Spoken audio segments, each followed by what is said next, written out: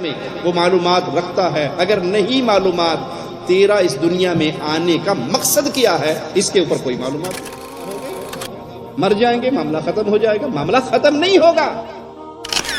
جو اس طرح مجرموں والی زندگی گزار کے جائے کہ اس کی زندگی میں نہ اسلام ہے، نہ ایمان ہے، نہ مقصد حیات ہے، نہ وہ کفر اور شرک کے بارے میں جانتا ہے، نہ وہ توحید و سنت کے بارے میں جانتا ہے، یہ قیامت کے دن ان کا منظر کیا ہوگا؟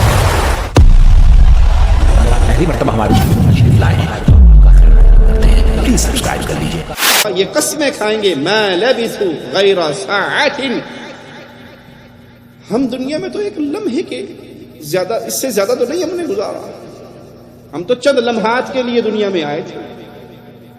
وہ اپنی اس زندگی کا انکار کریں گے، وہ 70-80 سالہ زندگی کا انکار کریں گے.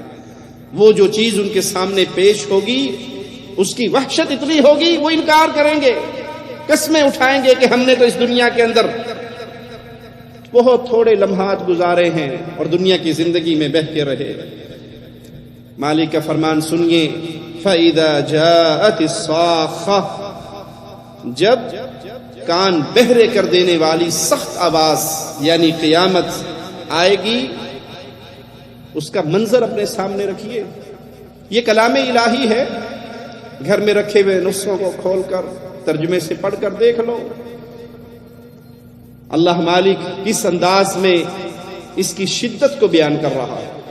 یوم یفر المرء من اخیہ، دنیا کے اندر بھائی بھائی کی بازو ہوتے ہیں، بھائی بھائی کا دفاع کرنے والے ہوتے ہیں، بھائی بھائی کے ساتھ کھڑے ہوتے ہیں. اور قیامت کے دن بھائی بھائی سے بھاگے گا. یوم یفر المرء من اخیہ، اپنے بھائی سے بھاگے گا. بھائی کو نہیں پہچانے گا اس دن، اس کا ساتھ نہیں دے گا، اس کی مدد کرنے کے لیے تیار نہیں ہوگا. وہ منظر اتنا شدید ہوگا کہ بھائی اپنے بھائی سے بھاگے گا. وَأُمِّهِ وَأَبِيهِ، ماں بیٹے کے اختیار میں جو ہو اپنے ماں باپ پہ خرچ کرتا ہے، ان کی خدمت کرتا ہے، اپنے لیے فخر سمجھتا ہے کہ ماں نے مجھے یہ کام کہا، میں اپنے حلال کمائی میں سے ماں کا یہ مسئلہ حل کروں، میں ماں پہ خرچ کروں. اور بہترین اجر والا صدقہ خرچ وہ ہے جو میں اپنے ماں باپ پہ کرتا ہوں. بڑی مشہور حدیث ہے، بارہا آپ نے سنی ہوگی.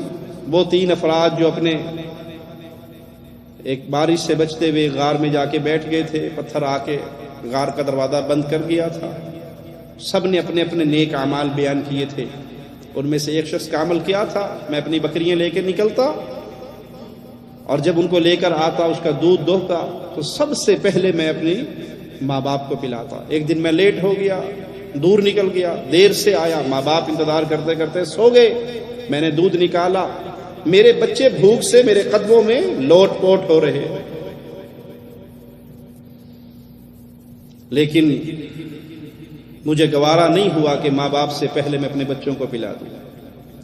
اور یہ بھی گوارا نہیں ہوا کہ میں ماں باپ کی نیند خراب کر دوں. بوڑھے ہیں، پتہ نہیں کب آنکھ لگے گی دوبارہ، ساری رات جاگتے ہوئے نہ گزر جائے.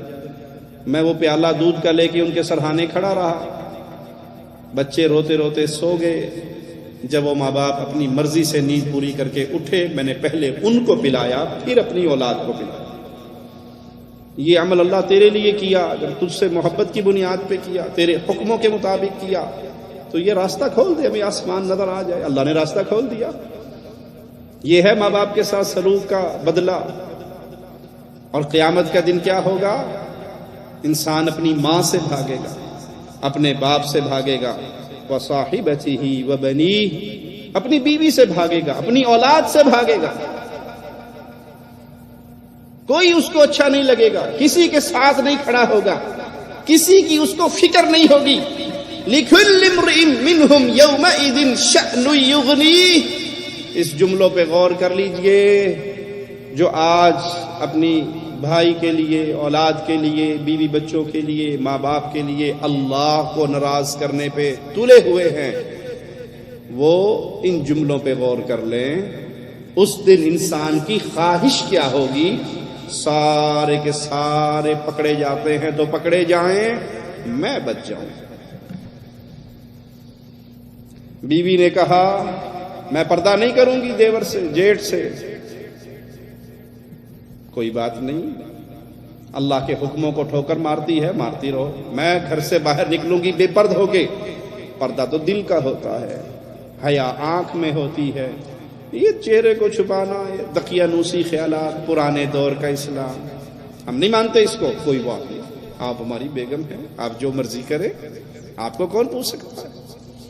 وہ اللہ کے حکموں کو جیسے مرضی توڑے، جیسے مرضی ان کو کچلے، جیسے مرضی اپنے پاؤں کی ٹھوکروں میں روندے، لیکن بیوی ناراض نہ ہو۔ اسلام کی حالت مسخ ہوتی ہے میرے خاندان میں، میرے گھر میں تو ہو جائے، کوئی بات نہیں، بیوی ہے وہ تو راضی ہے نا۔ ماں باپ، بہن بھائی، عزیز و اقارب، قوم، برادری جو مرضی کر لے، میرے دل میں بیوی کی محبت، ماں کی محبت، باپ کی محبت، اولاد کی محبت ایسے راسخ ہو چکی ہے، ایسے جگہ بنا چکی ہے کہ اللہ کے حکموں کو توڑنے والی یہ قوم، یہ برادری، یہ عزیز، یہ قریبی، یہ رشتہ دار، مجھے ان کی محبت کی فکر ہے۔ اللہ کا دین مسخ ہوتا ہے تو مجھے کوئی ٹینشن نہیں۔ اگر یہ میری حالت ہے تو سوچ لیں قیامت کے دن آپ اعلان کر رہے ہیں لِكُلِّ امْرِئٍ مِّنْهُمْ يَوْمَئِذٍ شَأْنٌ يُغْنِيهِ، یہ سارے بھاڑ میں جائیں، یہ سارے پکڑے جائیں، یہ سارے جہنم کا ایندھن بن جائیں، میں بچ جاؤں۔ یہ ہے وہ حشر کی سختی ہے، اپنے پیاروں کو بھول جائیں گے۔ اور یاد رکھے، اگر آج آپ نے اپنی اولاد کو راضی کیا، رب کو ناراض کیا، اپنی بیوی کو راضی کیا، اللہ کو ناراض کیا، اپنے بچوں کو راضی کیا، اپنے رشتہ داروں کو راضی کیا، اپنی قوم کو راضی کیا، اللہ کو ناراض کر کے، اللہ تو ناراض ہوگا ہی ہو، اللہ ان کو بھی آپ سے راضی نہیں ہونے دے گا۔ اور اگر آپ نے اللہ کو راضی کیا، پوری دنیا کو ناراض کر کے، جب اللہ راضی ہو گیا، بندے کا کوئی کچھ بگاڑ سکتا ہے؟ یہ جملہ بہت عام ہے۔ لوگ کیا کہیں گے، قوم کیا کہے گی، برادری کیا کہے گی، دنیا والے کیا کہیں گے، اکثر آپ کو سننے کو ملے گا۔ جی بات تو ٹھیک ہے، دیکھیں نا، پر شادی ہے، اس پہ ڈھول دھماکے، گانے باجے، زنخے نہ ناچیں، ہندوانہ رسمیں نہ ہوں، لوگ کیا کہیں گے؟ بہت بڑی بات ہے۔ لوگ، ایک ہی سوال اپنے دل سے پوچھئے، اگر میں نے یہ سب اللہ کی ناراضگی والے کام کیے، میں اللہ کے سامنے پیش ہوں گا، اللہ کیا کہے گا؟ جس دل میں یہ بات پختہ ہو جائے کہ اللہ کیا کہے گا، اللہ کو کیا جواب دوں گا، اللہ کے سامنے کیسے کھڑا ہوں گا، وہ ایسے خوش نصیب ہوتے ہیں کہ ان سے گناہ ہو جائے اور ان پہ حد قائم کر دی جائے، دنیا کے اندر انہیں سنسار بھی کر دیا جائے، وہ اپنی سزا پانے کے بعد جنت میں غوطے کھا رہے ہوتے، جنت کی نہروں میں مزے کر رہے ہوتے۔ اور اگر یہ بت میرے دل میں بیٹھ گیا، لوگ کیا کہیں گے؟ تو بڑی مشہور مثال ہے، باپ بیٹا گدھا لے کے جا رہے تھے، دونوں سوار تھے، لوگوں کے پاس سے گزرے، لوگوں نے کہا دیکھو باپ بیٹا کتنے ظالم ہیں، دونوں ایک مسکین سے گدھے کے اوپر سوار ہیں، گدھا ایک ہے، سواریاں دو ہیں، شرم نہیں ان کو آتی؟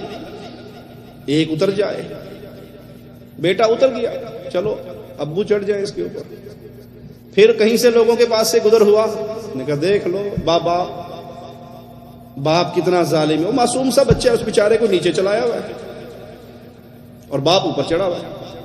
اس باپ کو شرم نہیں آتی کہ بچہ پیدل چل رہا ہے، تھک جائے گا، کمزور ہے، ٹانگیں کمزور ہیں، باپ نیچے اتر گیا، بیٹے کو اوپر چڑھا دیا۔ پھر کچھ لوگ ملے، نے کہا اولاد آج دور کی بڑی نافرمان ہے، بوڑھے باپ کو نیچے چلا رہا ہے اور بیٹا اوپر بیٹھا ہوا ہے، ہٹا کٹا جوان، وہ بوڑھا نیچے چل رہا ہے، بیٹا اوپر بیٹھا ہوا ہے، دونوں نیچے اتر کے بیچارے کہ یہ نہیں جینے دیں گے کسی طرح بھی۔ اب دونوں پیدل جا رہے ہیں، پھر کہیں سے لوگوں کے پاس سے گزرے، کہا پاگل نہیں ہے، سواری ان کے پاس ہے اور پیدل جا رہے ہیں، وہ دونوں رل کے کھوتا سرتے چوک لیا کہ آخری کام تو یہی بچا تھا، گدھے کو اپنے اوپر اٹھا لے۔ اگر آپ یہ چاہیں کہ آپ لوگوں کو راضی کر لیں، کبھی نہیں ہو سکتا، امپاسبل۔ ایڑی چوٹی کا زور لگا لیں کہ کوئی آپ پہ انگلی نہ اٹھائے، کوئی آپ پہ اعتراض نہ کرے، ناممکن ہے۔ ہاں آپ اللہ کو راضی کر لیں، آپ اللہ کو راضی کر لیں۔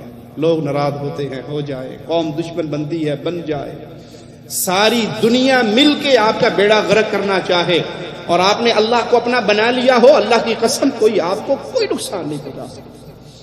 تو یہ حشر کا میدان ہے، یہ میدان محشر ہے جہاں انسان اپنی بیوی بچوں سے، آل اولاد سے، دنیا والوں سے بھاگے گا، جان چھڑائے گا، اور خواہش کیا ہوگی؟ مالک کا فرمان سنیے، یبصرونہم،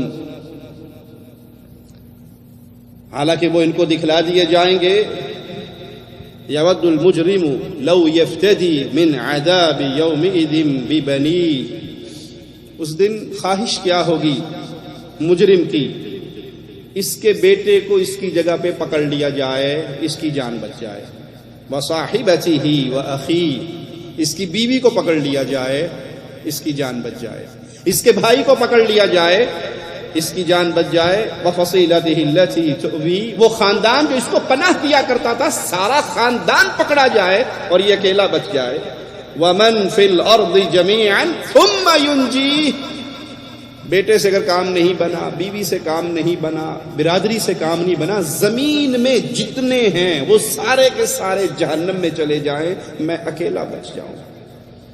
یہ خواہش ہوگی قیامت کے دن۔ اللہ کے حکموں کو اپنے گھروں میں سرنگو نہ کیا کریں، اللہ کے حکموں کو قربان نہ کیا کریں۔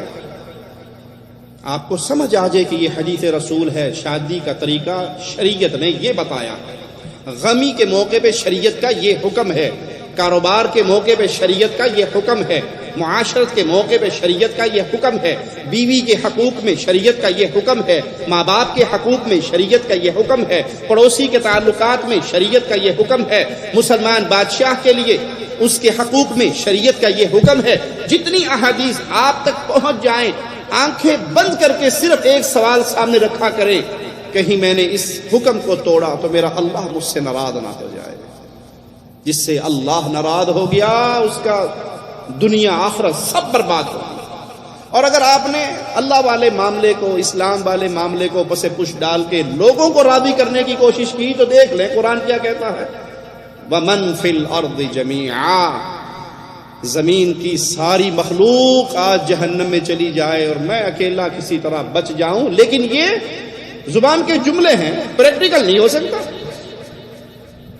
آپ نے اگر جہنم سے بچنے کے لیے اس دنیا میں تیاری کی ہوگی تو بچ جاؤ گے، اور اگر آپ نے یہ سوچا کہ جہاں میٹھا اگلا جہاں کہیں ڈٹھا، کون اٹھے گا، کون، کیسا حساب، کیسا کتاب، کیسی باتیں، یہ سب تو کہانی اور قصے اور ڈائلاگ اور ڈرامے اور فلمیں، الف لیلا کی کہانی ہے۔ اگر یہ ماجرا رہا تو پھر ہلاکت اور بربادی سے انسان کو کوئی نہیں بچا سکتا، کیونکہ وہ دن بہت دہشت والا دن ہے، بہت خوف والا دن ہے۔ مالک کا فرمان سنیے، اِنَّا نَخَافُ مِن رَبِّنَا يَوْمًا عَبُوسًا قَمْطَرِيرًا، ہم ڈرتے ہیں اس دن سے جو چہروں کو بگاڑ دینے والا دن ہوگا۔ نیک انسان جب نیکی کرتا ہے تو وہ نیکی کرتے ہوئے کیا کہتا ہے؟ کسی کو کھلا رہا ہے، کسی کو پلا رہا ہے، کسی پہ خرچ کر رہا ہے، کس لیے؟ اس رب سے ڈرتے ہوئے، اس دن کی شدت سے اپنے آپ کو بچاتے ہوئے جس دن انسان اللہ کے سامنے کھڑا ہوگا، اور اس دن کی شدت چہروں کو بگاڑ دینے والی، جب کوئی کسی کو یاد نہیں رکھے گا، کوئی کسی کو یاد نہیں رکھے گا۔ انسانیت آدم علیہ السلام سے چلے گی عیسیٰ علیہ السلام تک، ہر نبی اور رسول کا ایک ہی وعدہ ہوگا، آج اللہ اتنے غصے میں ہے، نہ اس سے پہلے کبھی اتنے غصے میں آیا اور نہ کبھی اس کے بعد۔ ہمیں تو اپنی اپنی باتیں یاد آ رہی ہیں، ہم نہیں پیش ہو سکتے اللہ کے سامنے۔ ساری انسانیت چل کے محمد کریم صلی اللہ علیہ وسلم، فدا ہو ابی و امی، آپ کے پاس آئے گی، آپ کہیں گے ہاں اللہ نے مجھے یہ عزت بخشی ہے کہ میں آج تمہاری شفاعت کروں، میں تمہاری سفارش کروں۔ جس دن کوئی کسی کے کام نہیں آئے گا، اس دن اگر کام آنا ہے تو وہ یہ آپ کی آج کی زندگی ہے۔ اس زندگی کو ٹٹول لیں، اس زندگی کو سنوار لیں، اس دنیا کے مقصد کو پہچان لیں۔ ہماری باتوں سے کوئی یہ معنی نہ نکالے کہ وہ بستر کندھے پہ رکھے اور سال کے لیے نکل جائے جنگلوں میں اور دریا کے کناروں پہ اور چیلے کشی کرے اور دنیا چھوڑ دے۔ نہیں، یہ مقصد نہیں ہے۔ دنیا کمانا انسان کی ضرورت ہے، یہ ضرورت اللہ نے لگائی ہے، پیٹ اللہ نے لگایا ہے، اور پیٹ لگے ہوئے پیٹ میں بھوک بھی لگتی ہے۔ اسی لیے رسول اللہ صلی اللہ علیہ وسلم نے اپنے پیٹ پر پتھر باندھے، بھوک لگی تو پتھر باندھے۔ بھوک لگنا ہماری ضرورت ہے، کما کے پیٹ بھرنا یہ ہماری ضرورت ہے، لیکن یہ ضرورت ہے، مقصد حیات نہیں ہے۔ زندگی کا یہ مقصد نہیں ہے۔ اگر میں نے اس ضرورت کو مقصد بنا لیا پھر میں ہلاکت کے راستے پہ چل پڑا۔ کیا معنی اس کا کہ ضرورت کو مقصد بنا لیا؟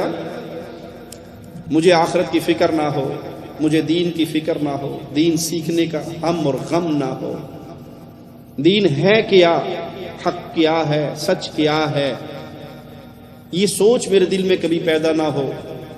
شیعوں کے گھر میں پیدا ہو گیا تو شیعہ، بریلویوں کے گھر پیدا ہو گیا تو بریلوی، دیوبندیوں کے گھر پیدا ہو گیا دیوبندی، وہابیوں کے گھر پیدا ہو گیا وہابی، جو جہاں لگا ٹھیک لگا، یہ بھی ٹھیک، وہ بھی ٹھیک، وہ بھی ٹھیک، وہ بھی ٹھیک، کسی کو کچھ نہ کہو، کسی کے مذہب کو نہ چھیڑو، اپنے مذہب کو نہ چھوڑو، جو جہاں لگا ہے ٹھیک لگا ہے، چور چوری کر رہا ہے ٹھیک، ڈاکو ڈاکہ ڈال رہا ہے ٹھیک، جیب کتر رہا ہے ٹھیک ہے، لڑکیاں بھگانے والا لڑکیاں بھگا رہا ہے ٹھیک، جو جہاں لگا ہے ٹھیک لگا۔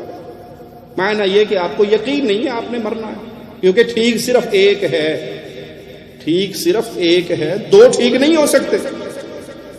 ہر کسی کا دعویٰ ہے ٹھیک ہم ہیں، یہ فیصلہ بھی ہم نے محمد کریم صلی اللہ علیہ وسلم کی حدیث سے سن لیا، سب ٹھیک نہیں ہے، 72 جہنم میں جانے والے ہیں، ایک جنت میں جانے والا ہے، اور وہ ایک آپ نے چھوڑ نہیں دیا ہمارے اوپر کہ خود فیصلہ کر لینا، خود فیصلہ دیا میرے آقا صلی اللہ علیہ وسلم نے، ما انا علیہ واصحابی اليوم۔ کوئی حق کو پہچاننا چاہتا ہے تو معیار حق اصحاب محمد ہیں، پیارے نبی صلی اللہ علیہ وسلم کے صحابہ کی طرف لوٹ آئے، ما انا علیہ، جس پر آج میں ہوں اور میرے صحابہ ہیں، یہ حق ہے، حق پانا ہے، صحابہ کی طرف لوٹ جاؤ، صحابہ کی زندگی کو دیکھ لو، صحابہ کے راستے پہ چل پڑو۔ صحابہ کے نزدیک دین کیا تھا؟ کتاب و سنت، قرآن اور حدیث۔ عبادت کس کی کرتے تھے؟ اللہ کی۔ طریقہ عبادت کا کس سے لیتے تھے؟ محمد الرسول اللہ صلی اللہ علیہ وسلم سے۔ صحابہ کی زندگی میں اللہ کے علاوہ کسی اور کی عبادت نہیں ہوتی تھی، پیارے نبی صلی اللہ علیہ وسلم کے علاوہ کسی اور کا طریقہ نہیں چلتا تھا۔ یہی اسلام ہے۔ نہ وہاں قبروں کی پوجا تھی، نہ وہاں درگاہوں کی پوجا تھی، نہ وہاں درختوں کی پوجا تھی، نہ وہاں جانوروں کے مزار بنتے تھے، نہ اونٹنی کا دربار تھا، نہ بلی کا دربار تھا، نہ گھوڑے کا دربار تھا۔ گردنیں جھکتی تھی تو اللہ کے لیے، پکارتے تھے تو اللہ کو، مانگتے تھے اللہ سے، ذبح کرتے تھے اللہ کے نام کا، عبادت کی ہر قسم خالص اللہ کے لیے۔ اور طریقہ کس کا تھا؟ صرف محمد الرسول اللہ صلی اللہ علیہ وسلم کا طریقہ تھا۔ یہی اسلام، بڑا سادہ سا اسلام۔ آج اس کو مشکل بنانے والوں نے بنانے کی بڑی کوشش کی ہوئی، یہ بھی اسلام، یہ بھی اسلام، یہ بھی اسلام، یہ بھی اسلام۔ اسلام صرف ایک ہے، اور وہ کیا ہے؟ اللہ کا حکم یہ ہے، اور محمد صلی اللہ علیہ وسلم نے اس حکم پر یوں عمل کر کے دکھایا ہے۔ That's all. یہ اسلام، خالص ترین اسلام آپ کو وہ ملے گا جو ابو بکر کے نزدیک اسلام تھا، جو عمر کے نزدیک اسلام تھا، جو عثمان کے نزدیک اسلام تھا، جو علی کے نزدیک اسلام تھا، جو حسن حسین کے نزدیک اسلام تھا، جو اہل بیت کے نزدیک اسلام تھا، جو اصحاب محمد کے نزدیک اسلام تھا۔ اور وہ کیا تھا؟ جو جہاں لگا ہے وہ ٹھیک نہیں، وہ اسلام یہ تھا کہ اللہ کا حکم یوں ہے، رسول اللہ صلی اللہ علیہ وسلم کی سنت یوں ہے، بس نبی کا طریقہ اپنا لو، اللہ کی عبادت کی طرف آ جاؤ۔ آج بھی کوئی اسلام حقیقی کو اپنانا چاہے تو اس کے لیے ماڈل ابو بکر، عمر، عثمان، علی، یہ ماڈل ہیں، یہ ہمارے رہبر و رہنما ہیں، جن راستوں پہ چل کر یہ اللہ کی جنت میں گئے، انہی راستوں پر ہم چلیں گے تو اللہ کی جنت ہمیں نصیب ہوگی۔ اللہ سے دعا ہے اللہ ہماری خطاؤں کو معاف فرمائے، اللہ ہماری سیاہکاریوں کو معاف فرمائے، اللہ ہمیں زندہ رکھے، ایمان پہ رکھے، اسلام پہ رکھے، اللہ ہمیں موت دے اس حال میں دے، اللہ ہم سے راضی ہو، ہم اپنے اللہ سے راضی ہیں، اللہ کے دین کی خدمت کرتے ہوئے اپنی زندگی کے آخری ایام وہ ایام گزار رہے ہیں جس میں اللہ ہم سے راضی ہو، عبادت کے ایام ہو، رب کی توحید کو پھیلانے کے ایام ہو، ہماری زبان سے آخری جملہ نکل رہا ہو اشہد ان لا الہ الا اللہ واشہد ان